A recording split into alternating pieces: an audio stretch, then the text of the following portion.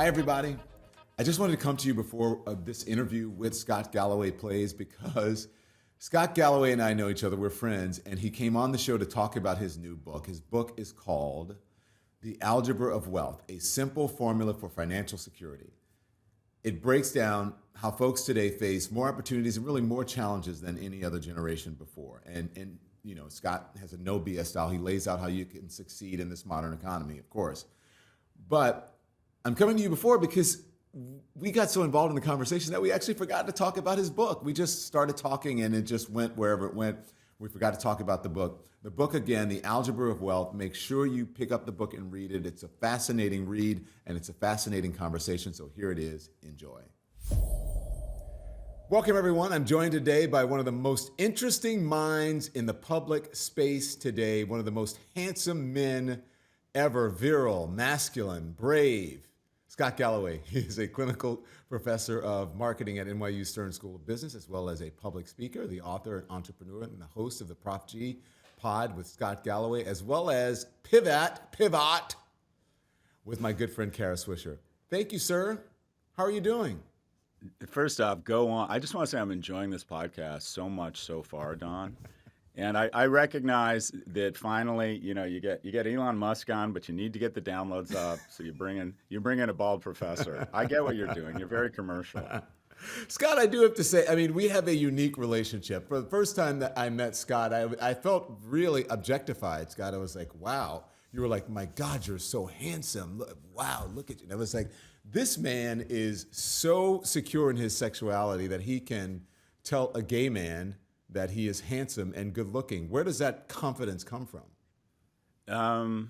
Well, I mean, you're being kind. One, I hate to say this cliche, my closest friends are gay. Yeah. What's weird, Don, is I went to UCLA, and at UCLA, I didn't think there were any gay people because it was the 80s and you couldn't be out at UCLA. And what it ended up is that soon after graduating from college, I found out 3 of my 5 closest friends were gay. So I've always, I don't know, I hate to use the term, but I'm close with a lot of gay men. But also there is a rationale around objectifying men. I think talking about sex, being profane, objectifying people is funny.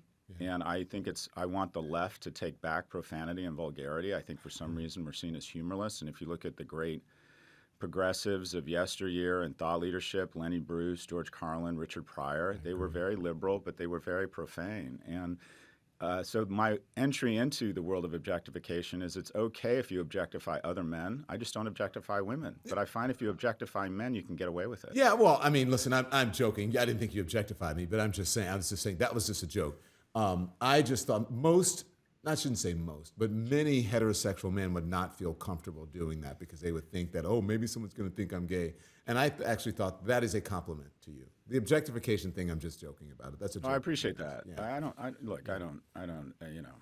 If someone wants to think, I've always thought about it, if someone wants to think I'm gay, you know. Too bad. Have at it. Hey, listen, Scott Galloway is here. Some of his best friends are gay. So, Scott, I agree with you. I agree with you on that about Lenny Bruce, about Richard Pryor. If you look at comedians from the past, if you look at anyone who's really made a difference, they weren't afraid to insult people, right? They weren't afraid, and sometimes telling people the truth can be insulting, but it's the truth. And people can't handle that these days. How do we take that back? You know, there are some people, whether it's Bill Burr or Ricky Gervais or Michelle Wolf, some of my favorite comedians, that are basically saying to people, you know, words are not violence. And I do believe, and one of the reasons I really appreciate my partnership with Kara, who you know, and for any of your listeners who don't know, as a world-class journalist, a wonderful mother, successful business person, and also gay, is that I will make fun of her sexual orientation and she'll make fun of mine. Yeah. And I think when we get to a point where we know we've made real progress is when people are able to rib each other out of affection and it doesn't trigger people.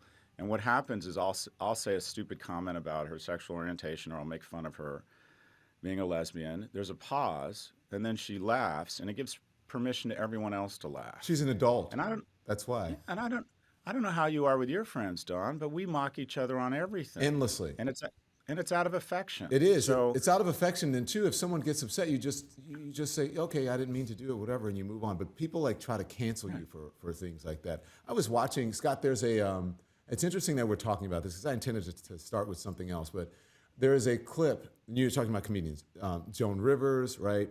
There is a clip on the internet of Oprah Winfrey on the Joan Rivers talk show. And Oprah has, she was doing this dieting thing. I think it was still AM Chicago then. And she said, I was Miss somebody, I forget what it was, fire prevention or something. And she goes, but since then, I've gained 50 pounds, right? I gained weight. And Joan Rivers was like, why did you do that to yourself? You can't do that to yourself. You have to lose 50 pounds. And I said, if someone tried to have that conversation now, they would say that she's fat shaming Oprah, right? And it's just, you can't really say anything anymore. You get my point on that? Well, not only does it leave the room of what's politically correct, where I love I think it was the Michigan State Chancellor put up a banner on freshman move-in day, and she said, if words are offend or trigger you, call your parents and tell them that you're not ready for college. Yeah, true. But where it kind of jumps the lab, if you will, and becomes bad for people's health, we're having a really interesting reckoning around what we got right and what we got wrong around COVID. And we're having an interesting conversation about keeping kids out of school. I think we're having a productive conversation about how, in my view, wonderful vaccines are. What we really haven't had a conversation about, because it's delicate, is the fact that 88% of people who died had one comorbidity, 82% had two. And almost all of those comorbidities are related to body mass. Obesity. And the problem is there's money involved, because the industrial food complex wants to get you addicted to sugary, fatty, and salty food, and then get you obese, and then hand you over to the industrial diabetes complex. And 70% of America is obese and or overweight. And you have a $1.7 trillion economy, the obesity economy. And so what do? They, in my opinion, really have embraced this notion that people aren't obese, they're finding their truth. And the reality is, whether it's right or wrong, you're not finding your truth, you're finding diabetes, and you're finding a life where you're more prone to depression, more prone to heart disease, more prone to cancer. And I don't know if, Don, I'm a bit older than you, but we had the Presidential Fitness Awards when I was in school. And that was considered fat shaming, so they did away with them. Physical fitness is absolutely a wonderful thing. I don't think we should shame fat people, but for God's sakes, we shouldn't celebrate it. More people die each year from obesity than have ever died from COVID. The pandemic we don't want to talk about because we've decided it's politically incorrect is the obesity pandemic. And then we have companies like General Foods, Chipotle, McDonald's, Coca-Cola, PepsiCo. The bottom line is they're not companies, they're obesity indices. And as obesity has skyrocketed in the United States, it's gone from 30 to 40%, morbid obesity has gone from 5 to 9%. These companies' stocks are up anywhere from 10 to 15-fold. So there's a corporate incentive in keeping us unhealthy, and now there's a political incentive to not speaking about it. This is the pandemic that no one wants to talk about.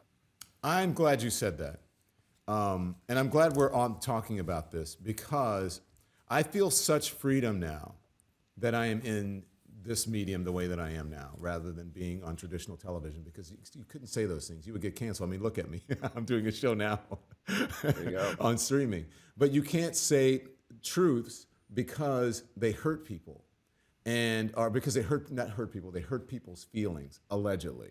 I don't believe people are that sensitive. I think people are using it for their own good, or they're using it for a come up or whatever, or to try to, negotiate their way to the top or whatever, for people to feel sorry for them so that they have some sort of position. That's what I believe. But I'm glad we're talking about college campuses, because that's where I wanted to start with you, okay? Sure. Scott Galloway, you've been paying attention to what's happening at Columbia, right? I'm trying to keep up, Don. I got to be honest. I'm so exhausted by what's been going on campuses. Personally, I'm so disappointed.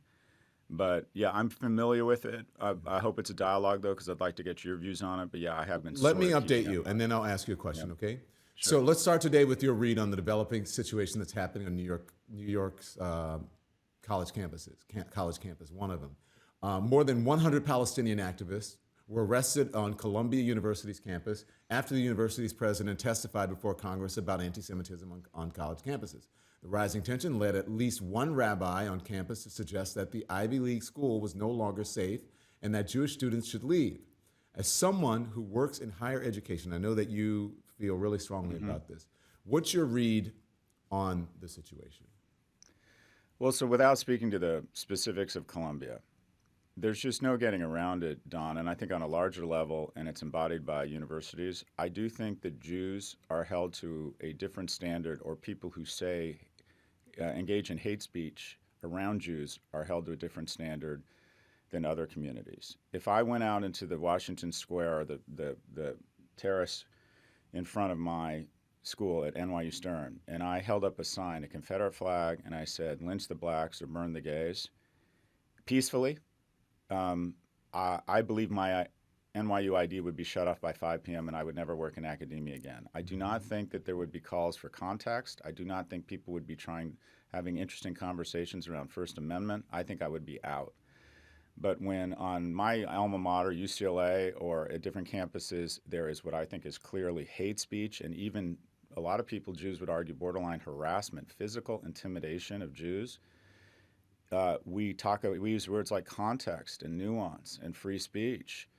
So I think that whether it's the IDF going into Gaza and having a lower combatant to civilian kill ratio than we had in Afghanistan, Iraq, Japan, or Germany, or the desire to have a more thoughtful conversation around First Amendment when it's hate speech against Jews, I just think that, again, Jews are held to a different standard, a much higher standard in terms of their ability to prosecute war, and people are given more of a free pass to say what I believe is hate speech. I think universities have an obligation to define the difference between free speech and hate speech. And just to wrap up, when I was at UCLA, Don, I was broke. They had something called an emergency student loan. You could get $50, but you had to pay it back within 7 days. I did it. I went to Ensenada. I had lobsters and beers with my friends, came back, didn't pay it back. 8 days later, I was temporarily kicked out of UCLA. I got less than a C average my sophomore year. They said, if you don't get it above 2.0, we're kicking you out. I mean, I got kicked out. I almost got kicked out for several reasons. But if you support a murderous autocracy and make students feel uncomfortable, there now is all of this complex to support to ensure that you're not kicked out. I just think suspending these kids and saying when you're talking about hate speech and you're going after a special interest group, you have to be really careful and respectful. Otherwise, you need to call your parents and tell them that they're spending $110,000 a year, which is the cost to go to Columbia, for me to express my rights to support a murderous autocracy. Nothing says I'm wasting my parents' money like getting arrested for hate speech. Okay, so you feel that these protests should not be happening. All right, No, they shouldn't be allowed to continue. No, I think a protest, if it's truly a protest that does not involve hate speech, I think if someone wants to show up and talk about that they think that the issues of Gaza, the plight of the Palestinian people, and they want to they want to exercise their rights to free speech. Look, I think that's defensible. I think the First Amendment, it's important on campuses that we give kids a wide berth to say things, sometimes even stupid things. This feels to me, Don, like it is jumped over to hate speech that is creating physical intimidation of students. I think there's a difference. And I just think we need to check back very aggressively when anyone engages in hate speech that makes any group feel uncomfortable. Okay, all right, I agree with you. Because listen, and I want to talk to you about this because I think you're the exact right person. I feel that students should be given a wide berth, even if I don't agree. I don't agree with a lot of what's happening on college campuses, and I don't agree with some of the beliefs of the kids who are at Columbia. But I think that schools are incubators, right? And kids should be, and they're young people, and listen, their brains aren't even fully developed yet. And I think they should. 100%. I think they should be allowed to make mistakes. I do think that there are people who genuinely are there, and they think that that there should not be innocent people dying in Gaza. I think we can all agree on that. But that's what happens in war, right? Unfortunately. Yep. I do think, but I think there are other people who are there who are just promoting hate. How do you figure it out? How do you decide, like, this person's hateful, that person? How do you know that? Well, I think that without an extreme example, you understand what I'm saying. Well, first off, there's a lot of common ground here. I'm less worried about a 19-year-old who says something stupid at Cornell than a university president that can't just condemn hate speech in front of Congress. I think it's the leadership that's let us down. Don, I'm so glad I didn't have a camera following me around when I was 19. I was an idiot. Yep. And I think I think that college is a place to test your boundaries, do and say stupid things, and be forgiven. But also, I think there needs to be some life lessons here, and that is, in a place like in a college campus, the kids need to feel like they can say anything, but always have physical safety and security. And now, how do you determine when it crosses the line? I think that's difficult. I don't envy university leadership right now. But it strikes me that that line for when free speech turns to hate speech, that line is much lower from other special interest groups than it is for speech as it relates to Israel and Jews. And all I'm asking for and suggesting is that there is a line that from almost every angle is perceived as being at the same level for everyone. I received from my department chair 10 years ago a very stern email to the entire department listing all of these different things that qualified as microaggressions. And if I were guilty of any of these microaggressions, including immediately assuming someone's sexual orientation and the words I used to address them, that I could be subject to punishment and dismissal from the faculty. So we have lines everywhere of sensitivity. Those lines or that bar seems to be much higher when it comes to speech or hate speech regarding Israel and the Jews. So I'm comfortable. The leadership should protect whatever line, they get to choose the line, right?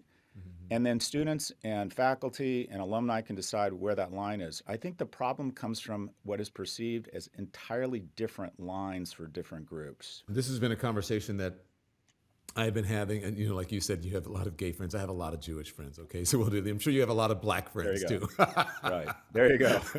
I do. It's true. And so I want to know I want to know how they feel, because I have this very strong affinity for free speech. Unlike some people who, free speech for me, but not for thee, Elon Musk. But we'll talk about that in a minute. But I went to dinner last night with some Jewish people and Catholic people. We did a Catholic prayer and then we did a Jewish prayer, and we all had dinner. And I asked them about Colombia, and they believe that it's gone way too far.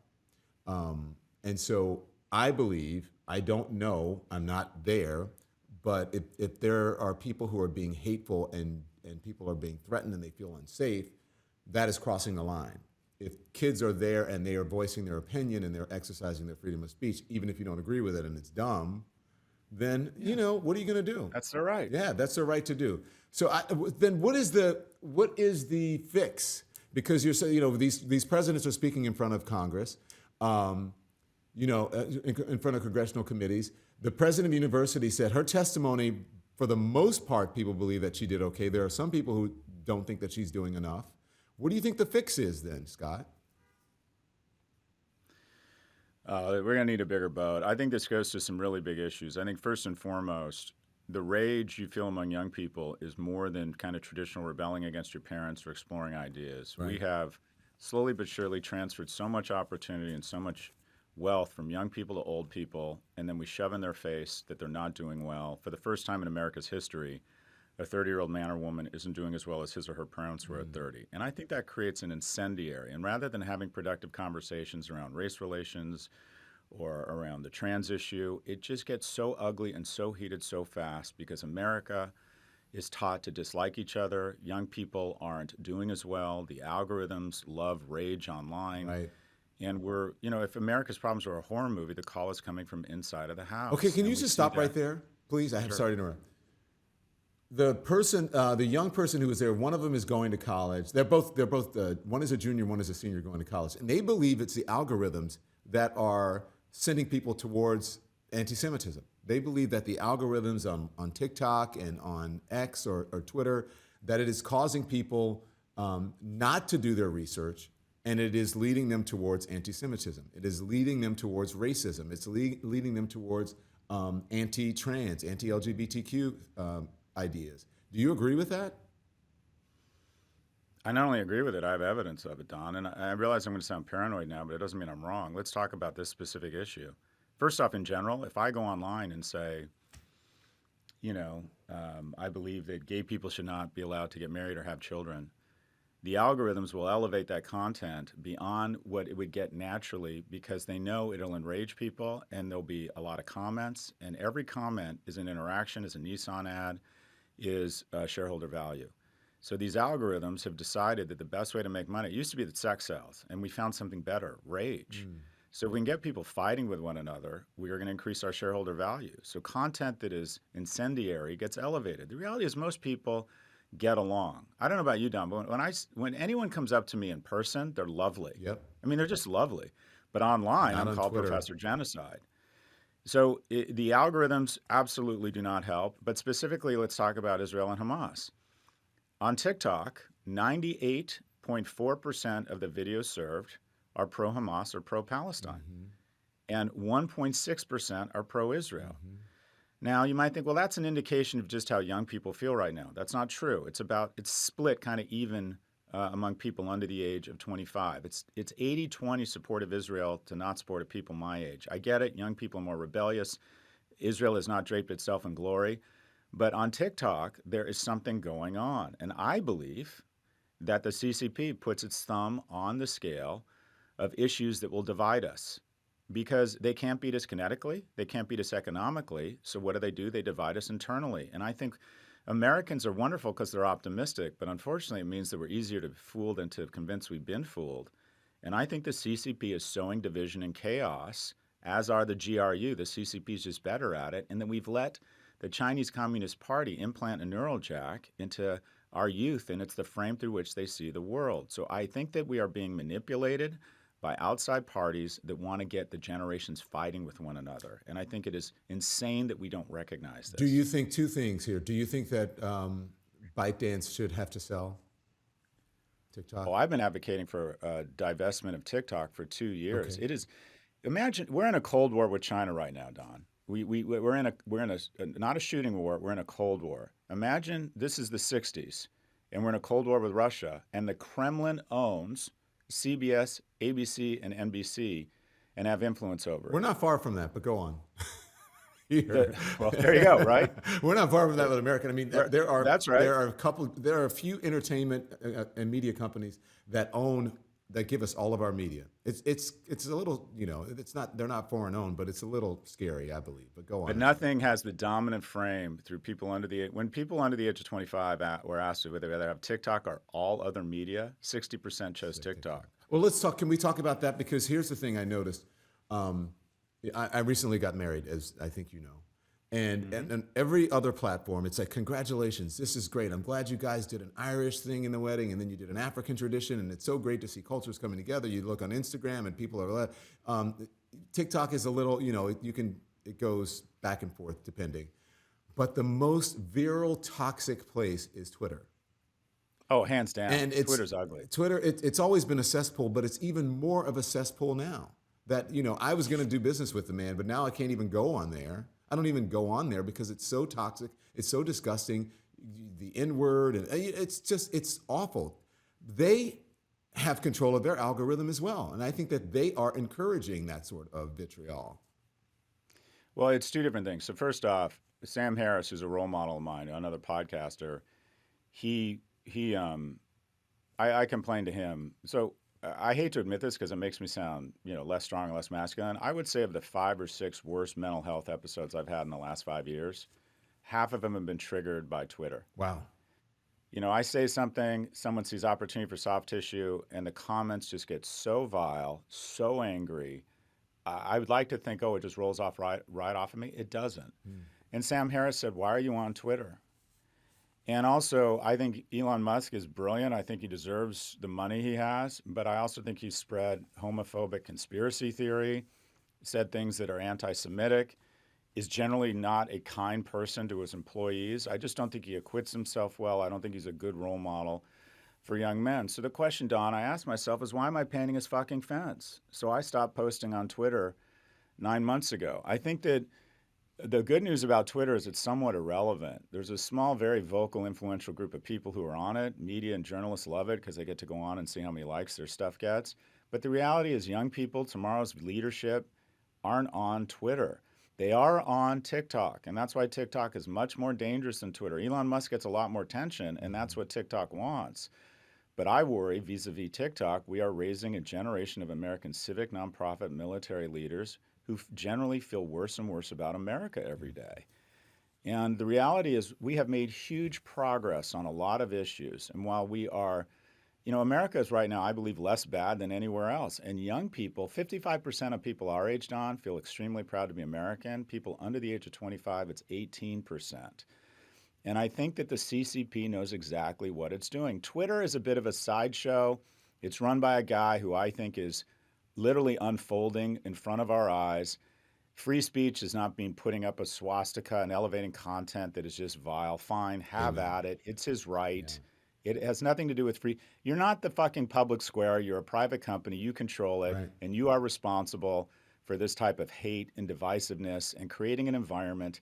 If you and I started a podcast that just consistently let people attack each other, let bots, bad actors say vile things that make people feel really bad every day about the country and themselves, fine, we're allowed to do it, but it doesn't mean we have to be commended for it and we're doing anything around free speech. So Twitter, look, it's the worst business deal in the history of corporate America. No company has ever been purchased for $45 billion and then within a year lose 2/3 of its value. Maybe Time Warner AOL is close, but that took several years to play out. Mm-hmm.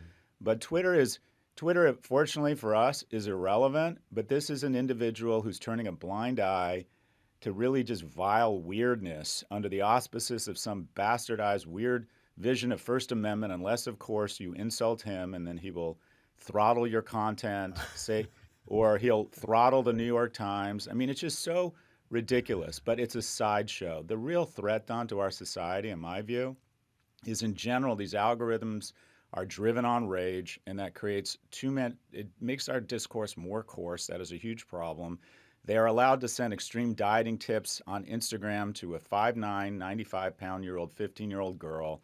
Teen suicide, obesity, opioid addiction is all skyrocketed about the time social went on mobile.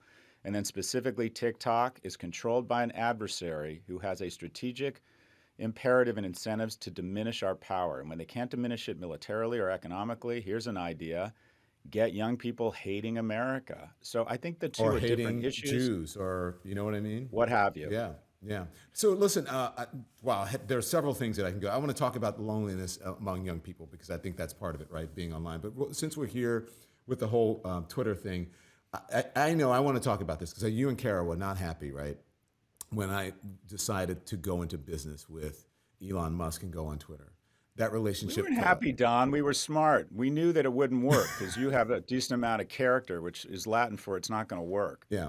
Well, and the thing is, though, I think he thought that somehow that I had lost my ability to be a journalist, which was, and to ask him about what he put out into the world and the things that you just said. But I just want to ask you, of course that collapsed. We did air the interview. I'm on Twitter now, I feel, because of principle, because I don't want someone to drive me up. But I may get off of it because it's so toxic and it does nothing for my business. It does nothing for the world. I'm curious to know, though, what you think about this show, because you guys were, you helped me out, you gave me advice. What do you think about the show? We're over a month in, we're growing. What do you think? Look, Don, this stuff podcasting is really about kind of the individual. There's not a lot of production values. I watch Mad Men because it had great actors, but the production values are just extraordinary there. Right. Dune 2, just take an edible and just go watch Dune 2 with the sound off, and it's still a pretty good experience, mm-hmm. right? Podcasting is really about the voice and the individual. And you have a voice. People like hearing from you. You're opinionated. I personally, going back to objectification, I think it's ridiculous you're not on TV. I have a face for podcasting. It makes sense for me to be on podcasting. You should be on television. But look, the show, podcasting is a weird medium. It is the ultimate example of income inequality. There are 1.6 million podcasts. The top 200 make probably 97% of the revenue and 130% of the profits. If you're not in the top 200, you are probably losing money, and you're probably doing it because it's a hobby or it can drive business to another channel. So McKinsey has a podcast. It loses money on it. They probably have a dozen of them, but that's okay because it probably occasionally someone listens to it and calls and says, help me solve my problems with a bunch of PhD with Northern European accents, and I'll pay you $3 million. But if you don't break into the top 20, you're not going to make money on podcasts. You have awareness.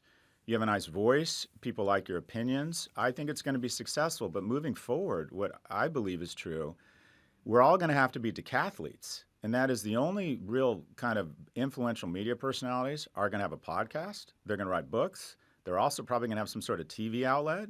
They're going to be speakers. They're going to have newsletters. You know, it's kind of the Fareed Zakaria model.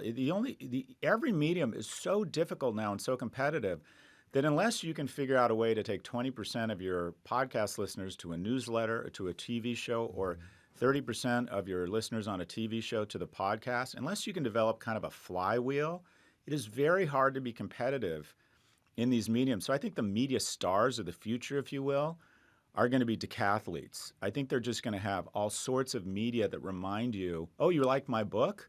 Well, listen to my podcast. Mm-hmm. You know, oh, Fareed Zakaria, you like me on Sunday morning, but you're not watching TV as much like everyone else? That's okay. You can find me on my podcast. So I think this is one leg of the stool.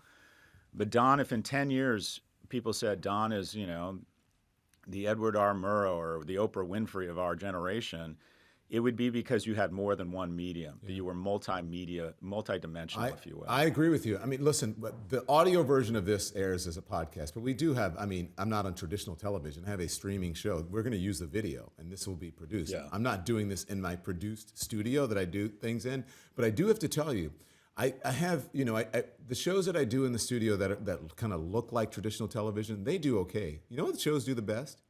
When I sit here in my living room. And I answer people's questions online, and I go live and talk about what's happening in the world. When I go live and say something's happening at Columbia right now, or something's happening down at the courthouse, there's a man on fire at the those shows, and me sitting here interacting with my subscribers and audience on YouTube or Spotify or whatever it is, those shows get the highest views and they don't care about the fancy studio behind me. But you just described what is the disruption in cable television, because, and just in media in general, the highest ROI programs for Netflix were companies produced outside of the U.S. It was Parasite, Squid Games, Money Heist, because the number of views they got for the amount of money spent, that was their highest ROI. And think about the amount of money. If you can get 80% of the viewership, and so I have Fareed Zakaria on my podcast. It got 1.3 million views just on YouTube. It got another 600,000 or 700,000. It got 2 million quote unquote impressions. Mm-hmm. He has a hit show, as you know, on CNN. I think it gets about 800,000 views. And think about if it gets that. I mean, viewers. If it gets that, I think the average audience on, you know, and I'm not. This is facts. I'm not disparaging my own network. It's probably, I think they're about 500,000. Yeah, I had heard between 300,000 and 600,000, yeah. But a big one, I would imagine Fareed has a big following, so yeah. I'm saying 800,000, maybe 1 million. So if you can get more than that, and what was the cost to produce my podcast? I don't know. Nothing. Thousands of dollars. I've been into those studios that used to hang out in Time Warner. I've been on that. That shit's expensive. Between the union cameramen and the $2 million in lighting and cameras and the makeup people and the real estate in Hudson Yards and the fact that they've got to fill 24 hours with content means some of the content is, like, quite frankly, just filler. So it's the definition of disruption. Disruption is I can give you 80% of the product for 30% of the price. Mm-hmm. And people say, that's a great trade-off. I'll do it, right? I'll take Southwestern Airlines and JetBlue at a slightly inferior service or whatever at a much lower price. That's disruption. Podcasts essentially come in and say, hey, remember me from your evening hour on CNN? I can give you almost as, the production values aren't as good. Maybe the production isn't quite as tight, but one, I can be more authentic. I can say shit that might upset people, let the chips fall. I can be more honest, more raw, not as well produced, not as crisp. The graphics aren't as nice. But I can deliver it to you for 10% of the cost. I don't need this. I don't need to sell millions of dollars. How much does that matter, though, when people are watching on this? Well, there you go.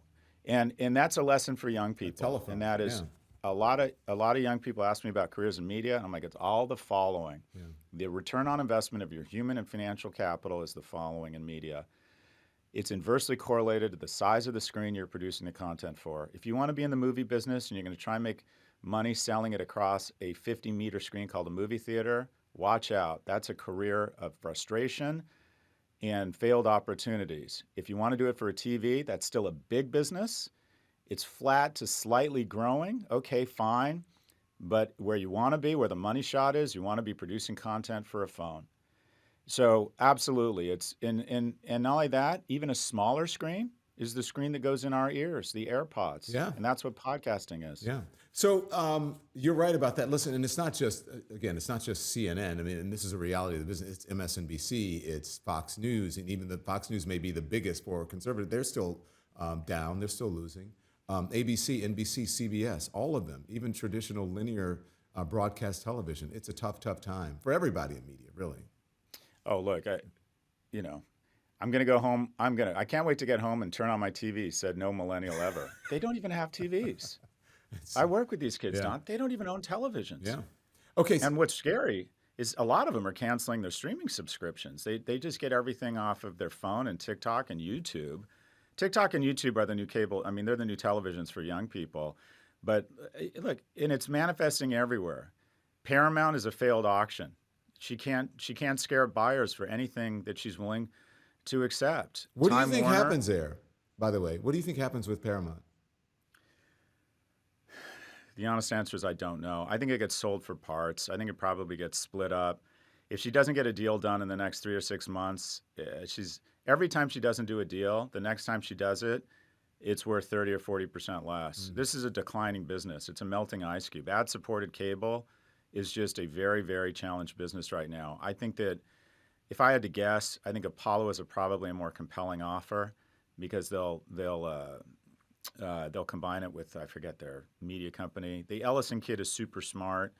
I think a deal's got to happen. Otherwise, in a year, things aren't going to be any better for Sherry and Paramount.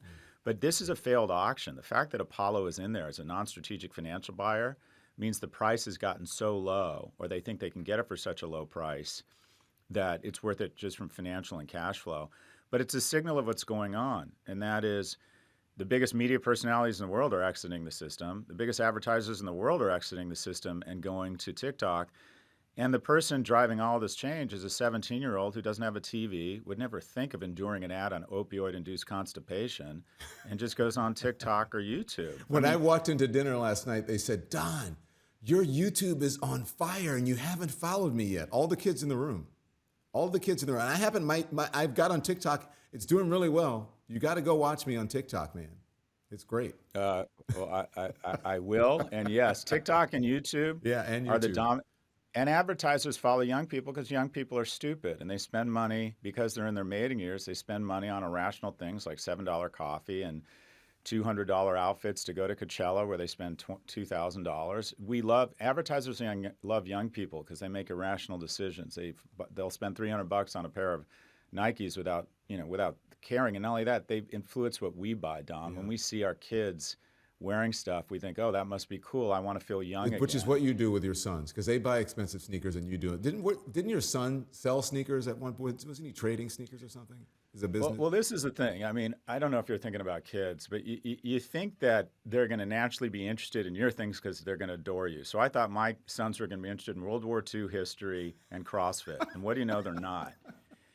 So what you figure out is if you want to have an engaged relationship with your kids, you get into what they're into. Yeah. And also the challenge of trying to connect your kids to grit and money and work when they grow up in a house of privilege that I didn't grow up in, I assume you didn't grow up in. But my son came home and said, Dad, can I buy this AI to help inform me about sneaker drops so I can buy sneakers and then use Shopify to sell them? And when a dad hears that, the answer should be yes. So my son goes to, and this is one of the things I love about London, he goes to sneaker conferences on his own sometimes. And then he comes home and he has us all get out our phones and tap in to try and get a pair of sneakers on a Nike drop. Hopefully one of us gets them. He goes on Shopify and he sells them at hopefully what is a markup. But it's been a wonderful experience for us. And just, trying to get your kids to understand the value of money, get them thinking about how to make money, take risks, capital, lean into online. My son's teaching me about AI, which I love. So yeah, look, you're gonna. I don't know if you're ever gonna do this, but what you find out is, your whole world. The bottom line is you got your world of work, your world of friends. with respect to your kids, everything kind of comes down to the world that is your kids. So I'm having a ton of fun Well, with let's talk AI more. and Let's talk more about kids because I often hear you talk about. I feel like we're on the Prof G now when you're talking about all of these deals and what happens with these companies and kids. But you talk about how kids are so isolated now. I think girls are young ladies, young ladies and girls. They are sort of shamed, right? That they feel like I've got to be as skinny as her, I've got to be as pretty as her, I got to be that. But the guys, I believe, are dealing with loneliness right now. Is there anything that you think the average person can do? What can we do to try to help young people? Because I think there's a crisis. They spend so much time alone. I don't think the pandemic helped. I don't think social media helps at all. Look, the data is overwhelming. Depression, self-harm, suicide, opioid addiction. The number of kids, high school friends that see their friends every day has been cut in half in the last 10 years. They're all on their screens. Nobody goes outside and does. They're all on their phones. Social media has been especially harmful on girls, just as they're coming into their kind of years around assessing their own kind of value and social capital. It's like imagine being in the high school cafeteria 24/7. You never have a safe space. Mm-hmm. Also, we don't like to talk about the differences in gender because the immediate assumption is if you make a distinction that you don't have respect for non-binary people. And it's not true. Empathy is not a zero-sum game. But girls are different than boys. Mm-hmm. Boys bully physically and verbally. Mm-hmm. Girls bully relationally. And we've put these nuclear weapons in their hands. They go after each other, and they are really mean sometimes. And a girl can go into her room and then start, the algorithms pick up she's feeling bad about herself. And within a few minutes start getting TikToks on suicidal ideation. There was an email algorithmically produced and sent to a 14-year-old girl who was having suicidal ideation in the UK. And the email said the following: here are some images on suicide we thought you might find interesting. And it was images, Don, of nooses, pills, and razors. And you know how the story ends. The parents walk in the next morning and their 14-year-old girl is gone. This is really a menace for people online. The threat of men, and I'm going to flex right now. I did a call with our Secretary of Department of Homeland Security, Mayorkas. I think the biggest threat of AI isn't a super weapon or that it becomes sentient. I think it's loneliness. 1 in 7 men can't name a single friend. 1 in 4 men can't name a best friend. And young men are especially vulnerable to loneliness because they're not as good at maintaining social networks. And they start having ideas around conspiracy theory. They're lonely. They start blaming women and immigrants. And some, they become really shitty citizens, and they don't have the mesh of a friend network to be guardrails and say, you're not thinking about this right, or come to dinner, or I'm worried about you. And so we're seeing young men. The most dangerous person in the world is a lonely, broke young man. Yeah. And we're producing too many of them in the United States. And that was my whole point with Elon Musk, is trying to explain to him that many of these people, and most of them are young people, in their manifestos, they'll talk about, I was radicalized through. They will admit it. They were radicalized through social media. We're talking about this because this is according to Newsweek. 53% of Gen Zs reported loneliness, and 52% said that they had feelings of failure over achieving their life's goals. So they're they're isolated, and they're being influenced by things that happen on social media. The most talented, we have Paleolithic instincts, medieval institutions, and godlike technology. And the most talented, wealthy people in the world are all trying to do one thing. They're trying to convince young people they can have a reasonable facsimile of life on screens and with algorithms. You don't need a job. Just go on Coinbase or Robinhood and trade crypto and stocks. You don't need friends in real life. Just go on Discord or Reddit and find people in whatever strangeness you find.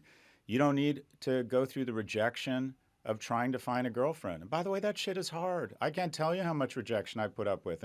But you know what? The motivation to get a rap, to be funny, to figure out body language, to shower, to take care of my personal hygiene, to get a plan, get a job, all of that shit is really outstanding. And a lot of it is in the pursuit of a romantic and a sexual partner. But instead, no, just watch YouPorn. The number of searches for AI girlfriend has skyrocketed. Wow. You know what's supposed to be a bigger business in 10 years in the movie business? Sex dolls. Wow. So what you have is a group of young men who are sequestering from the world because they see low entry, low risk, reasonable facsimiles of life online. Oh, gamble, right? Gambling is online gaming is the fastest growing business in the world outside of AI. And who does it go after? Young men who are more risk aggressive, think that they have some sort of insight into the Kansas City Chiefs this weekend and think they're going to make some money. They're bored. They need the dope a hit. And of course, gambling has the highest suicide rate of any addiction. And our representatives, who are a cross between the Golden Girls and the Walking Dead, can't relate to the issues facing a 15-year-old girl or a 22-year-old male. So our young people are being attacked and unfairly protected. And I know I'm fantasizing them, but I think it's true by some of the deepest pocketed, most kind of amoral management teams in the world that are just there, understandably to try and make money. And we're kind of sitting by and watching it happen. When we look back on this era, Don, we'll regret the weaponization, the election misinterference, the income inequality. The thing we will not forgive ourselves for is we'll ask ourselves the following: how did we let this happen to our kids? How did we let this happen to our kids? So I think that there's been 40 congressional hearings on child safety and social media. There's been 0 laws. There's more regulation in the living room behind you around the materials and the supplies and in your mic than there has been in social media. Would you run for office? Don, when I sold my last company, it was decided that I had the key attribute to run for office, and that is I had a shit ton of money. That's when they contact you, because they tell you if you put $10 million into your own campaign, you'll lose, but then we'll get you elected the second time.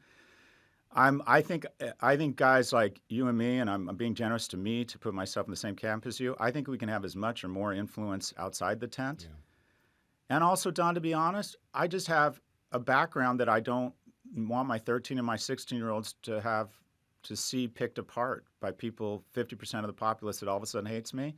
You need to like people. I don't get energy from people. I'm an introvert. And I just think I'd be hugely unsuccessful in that environment. I want to do what you do. I want to have influence from outside of the tent. I want to be unchained and say whatever the fuck I want. All right. Speaking of saying whatever the F you want, there's a person who does that, but he won't be able to do it this week. I'm talking about the former president. By the way, before I get to that, did your son buy the gold sneakers? Is he selling those anywhere? Yeah, it's amazing. He sold them. He bought them for $230, sold them for $270. Now between shipping, Shopify, and the AI bot I downloaded, Dad's lost a couple $100 here, but we're gonna celebrate it as a victory. And come on, Don, your 13-year-old is starting his own business. You got to do it. He could be pretty much selling anything other than fentanyl, and I'd back it. We're talking about the gold Trump sneakers, is what we're talking about. Okay, listen, I want to ask you about one more thing. And that's what's happening down at the courthouse in Manhattan. You got a former president who is on trial for basically fraud, right? For cooking the books. How did we get here? What do you think? Do you think and do you think he's going to end up going to jail? I don't think he'll spend a day in prison. But how did we get here? I think this was a mistake. Like Don, I'm really committed to getting Biden back in office, or more specifically, ensuring that this kind of sloppy criminal does not get back in office. I think it's a huge threat to democracy. He's a blatant autocrat. I think this was a mistake. I don't think they should have gone after him for this. I just don't think people care that a guy is funneling money to a mistress. I think this was a mistake. I think they should have focused. I think it comes across as that he's being unfairly persecuted by the government. I would have focused on the documents case, the election misinterference, the insurrection. I think this is a strategic mistake to go after him for this, because he won't go to jail. And if the number of politicians who are paying off or lying about their extramarital affairs becomes a crime, half of Washington's going to end up in jail. So I think this was a strategic mistake. You think it's going to be a plea deal? He should take a plea. Didn't you say that for all of these cases? I predicted, and it looks like I was wrong. I thought he was going to do an omnibus plea deal across jurisdictions to serve no jail time, hang out and golf, and be a billionaire. Because the only thing he has to trade right now is his run for presidency. But it appears I was wrong, and that he's going to run for president, and he's hoping that he gets elected because he's not going to go to jail if he's president, which makes a very dangerous situation. You have a guy and a lot of money and a lot of supporters who is him winning the presidency is literally life and death for him. Jail would be a death sentence for Donald Trump if it's more than a few years. Obese 77-year-old men don't do well in prison. And so you think he's going to go to prison if he's found guilty? Not in this case. But I mean, here's some stats. Of the 4 jurisdictions he's charged in, they have between a 77 and 92% conviction rate, which means if you were a normal citizen, he'd have like a 1 in 600 chance of not going to prison. Now, assuming that probably gets cut in half because he's the president, it's still more than likely one of these indictments will stick, and by virtue of the law, that he will be sentenced to some time in prison. So this is, if you just look at the numbers, it's unlikely, if he's not president, that he will be found guilty on one of these 92 charges or 91. And if he's guilty on any of them, I don't see how a judge makes the decision not to put him in prison for some time. So we've never been here before. We're in uncharted territory, which leads back to what would he be willing to do? Who would he be willing to strike a deal with, whether it's Putin or the CCP, to ensure that he does not end up in jail? We are going to see tactics and a willingness to bend the laws of decorum and the law for him to get back in office. I would do it if it was prison, or do anything possible to stay out of prison. What would you be willing to do? And on that positive note, we'll end Dis le monde. Hey, you're the best, Scott Galloway. I love you, buddy. Thank you Thanks, so man. much for appearing. We'll see you next time. Maybe I'll come on Prof G and you can teach me. By the way, I listen because you actually teach. I bought stock in, was it the companies at KKR, ByteDance, because of you? And also I bought more, whatever you call it, on these drugs like Ozempic and whatever, because. Oh, Novo Nordisk? Yeah. So thank you for that. I listen all the time. Well, Thank you, Scott. You're very welcome, Don. Good to be with you. Good to be with you as well. Thanks for watching The Don Lemon Show. Make sure you click on the image in the top right to subscribe to my channel and the thumbnail in the bottom right to watch more content from my show. And I'll see you next time.